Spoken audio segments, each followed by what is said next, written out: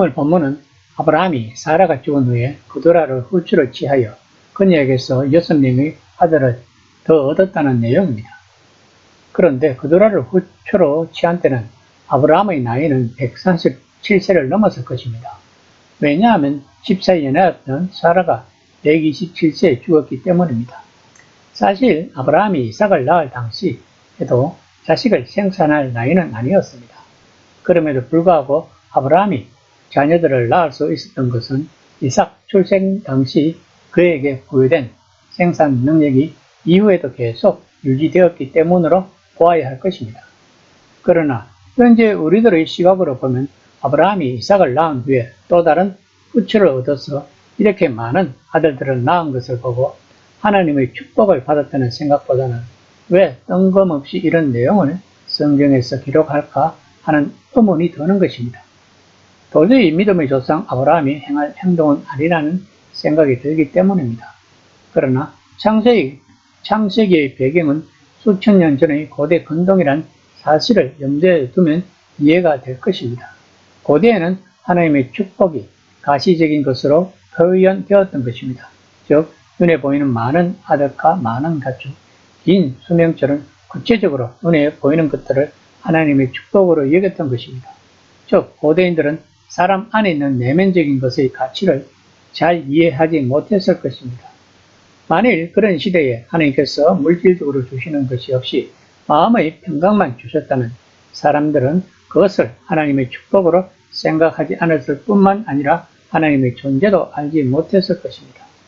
그러나 신학적으로 볼 때 본문은 아브라함의 많은 자녀들 가운데서도 언약은 이삭에게로 단일하게 계승된다는 것을 성경은 암시하고 있습니다. 즉 복은 넓게 흐르되 언약은 구별되어 이어진다는 것입니다. 25장 1절입니다. 아브라함이 후처를 맞이하였으니 그 이름은 그두라라. 본문을 직역하면 그리고 아브라함이 더하였다. 그리고 그는 한 아내를 취하였다가 된다고 합니다. 그런데 한글 개역 성경에서는 첫 문장을 해석에서 제외시켰습니다. 이는 본문의 의도를 격감시키는 것이라고 합니다. 왜냐하면 아브라함은 이전에도 하나님께서 사라를 통해서 언약 백성을 세우실 것이라는 약속을 들었음에도 불구하고 하갈을 첩으로 맞이했던 경력이 있기 때문입니다.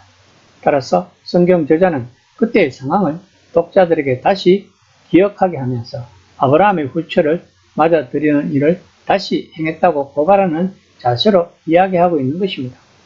즉 새로운 사건을 전개하려고 시작하기도 전에 성경 저자는 이 사건, 즉 아브라함이 후처를 취하는 일을 잘못된 일이라고 단정하고 있는 것입니다. 그런데 한글 성경은 이를 번역해서 빠뜨려 성경 저자의 의도를 제대로 살리지 못하고 있는 것입니다.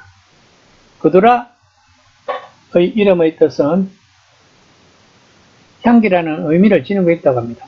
그두라는 하갈과 마찬가지로 원래 아브라함의 집의 여종이었던 것으로 보여집니다.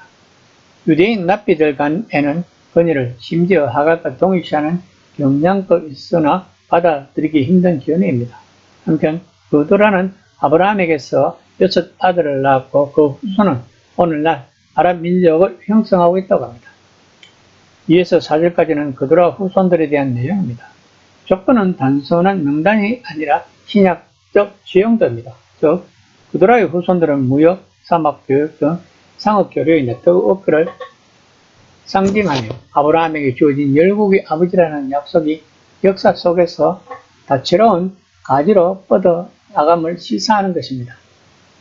지브란과 욕상과 무단 이들은 아라비아 반도를 중심으로 하여 생활하는 아랍 민족의 조상들입니다. 지브란의 이름의 뜻은 사냥이며 그 후손은 팔레스타인 동남쪽 건조한 지역의 산지에 있는 부족, 즉 자마레미 족속으로 봅니다. 역사는 홍해에 위치한 카사마이트 족속이나 아라비안 남쪽에 위치한 하마티시 아기스 족속으로 추정된다고 합니다. 그리고 무단은 엘라믹만의 동쪽에 위치한 모디아나 족속으로 추정됩니다. 그리고 미디안은 성경 역사상 이스라엘을 가장 많이 괴롭힌 족속으로 알려져 있습니다. 아스말은 에돔인들이 거주지 소맥에 살던 무리들의 조상으로 추정합니다. 또한 수아는 이두메의 북쪽 지역에 거주하는 족속의 조상으로 추정합니다. 한편 수아 족속의 거주지는 야곱의 친구 밀단의 고향이라고 합니다.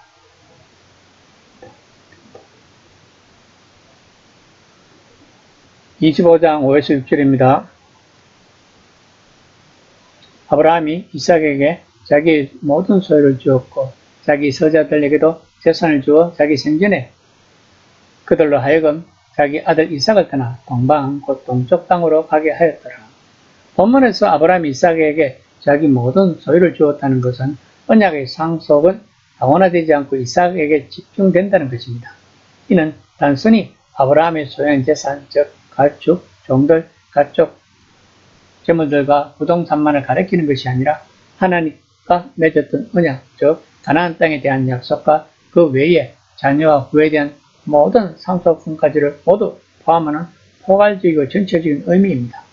결국 아브라함은 이삭을 유일하고 합법적인 상속자로 삼고 이삭에게 가정 전체, 즉 육체적 가정뿐 아니라 영적 가정까지를 양도한 것입니다. 본문에서 아브라함이 이렇게 한 것은 장차 발생할 수도 있을 재산권에 관한 분쟁을 미연에 방지하기 위해서일 것입니다. 특히 이는 사라에게서 낳은 아들이 언약의 상속자가 되리라는 하나님의 지시를 염두에 둔 처신이기도 했던 것입니다. 고대 근동에서는 정식 부인에게서 출생한 적자 이외의 아들인 서자에게는 재산 상속권이라 가문의 개선권이 주어지지 않는 것이 관례였다고 합니다. 그럼에도 아브라함은 서자들에게도 필요한 재산을 나누어 주었던 것입니다. 이 또한 훗날 언약의 후사인 이삭이 다른 자식들로부터 재산과 관련된 분쟁에 휩싸이지 않도록 보호하려는 의도도 있었을 것입니다. 아브라함은 서자들에게 재산을 나누어 주고 동쪽 땅으로 가게 했던 것입니다. 이곳은 어느 특정한 지역이 아니라 팔레스타인의 동쪽 지형의 강간할 장소를 가리킵니다. 아브라함은 이삭을 낳기 전에 이스마엘을 낳았습니다. 그러나 이스마엘과 그들의 아들들은 근본적으로 성격이 다릅니다. 이스마엘은 아브라함에게 우상이었습니다. 하나님이 아들을 주실 것을 믿지 못해서 낳은 아들이기 때문입니다. 아브라함은 이스마엘을 86세에 낳고 99세까지 13년 동안 성경은 아브라함과 하나님과의 관계가 단절되었다는 것을 암시하고 있습니다. 그렇다면 아브라함은 13년 동안 이스마엘을 하나님의 자리에 놓았던 것입니다. 이것이 우상인 것입니다. 그러나 그 누나가 낳은 아들들은 이삭 위에 더하여 주신 하나님의 선물인 것이었습니다. 또한 여기서 중요한 것은 하나님의 선물이었지만 약속의 땅인 가나안에는 들어갈 수 없다는 것입니다. 가나안에는 오직 언약의 계승자인 이삭만이 차지할 수 있다는 것입니다.